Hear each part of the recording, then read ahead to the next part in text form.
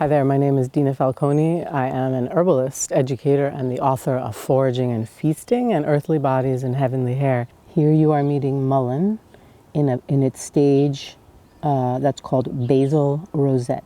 Why am I introducing you to it? Because it's just a fabulous, beautiful plant, but it's also incredibly useful for the lungs. So it's a lung tonic, it's a lung ally.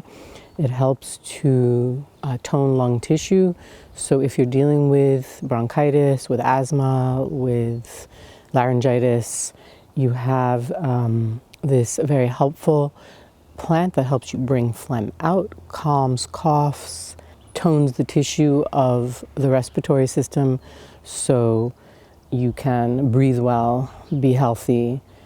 Global weed, Verbascum Thapsus of the Scrophulariaceae family. This is the basal rosette stage of mullein, and you can see it is radiating out from a center point in a rose-like pattern.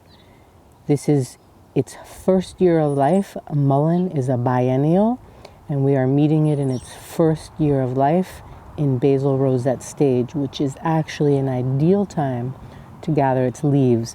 Let me just say though that if you look at the outer leaves, these are no longer viable. You will not want to be using these for medicine.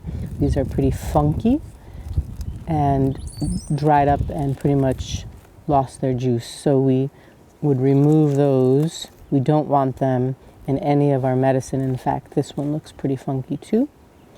I think, yeah, I wouldn't use that. These new, luscious, vibrant leaves are what you're looking for to make your medicine with.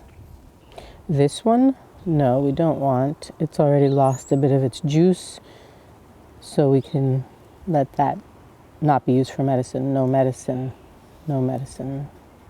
Yes, medicine. Yes. And if we pull the dying leaf of this bigger mullein, we get to see this little baby. And this one seeded itself, probably pretty close to when the frost hit. So it really didn't have much time to develop. So we wouldn't necessarily want to be harvesting that baby.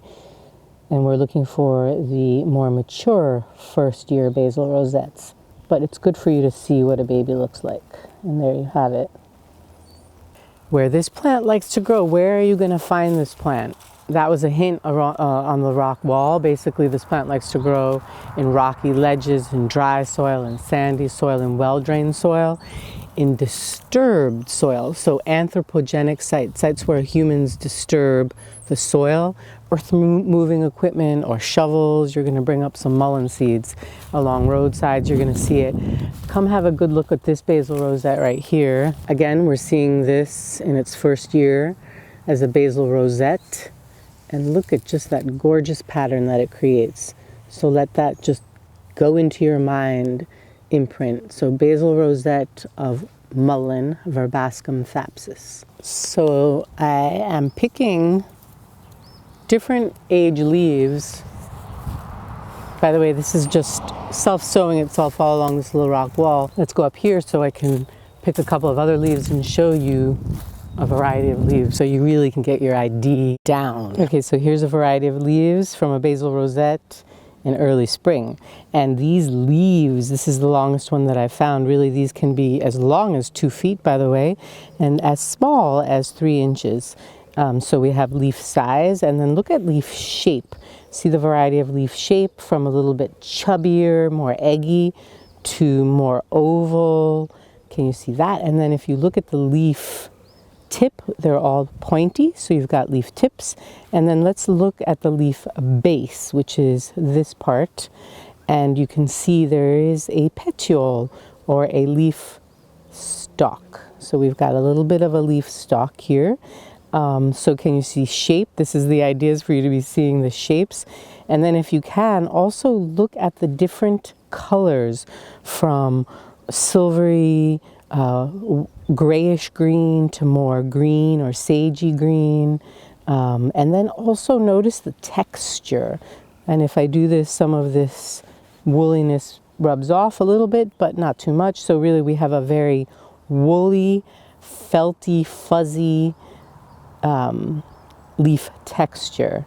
So we've got leaf color, and you can see the variation based on how hairy it is, that it's lighter, and then you see the leaf shape. Here we're showing you the leaf margin, which has fuzz on the edge, and then right under the fuzz you see the soft rounded teeth that are called scalloped or crenate. So you see that pattern here on the margin of the mullein leaf. So here we're looking at the top surface of the leaves, and I want you to just have a look at the bottom. So when you turn the leaf over, the underside, you get to see that too.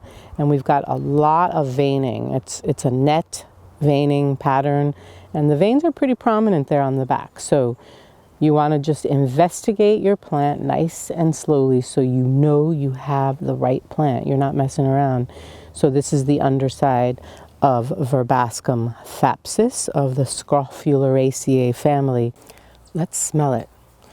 Part of identification is odor. So what's going on with this plant? I've broken it and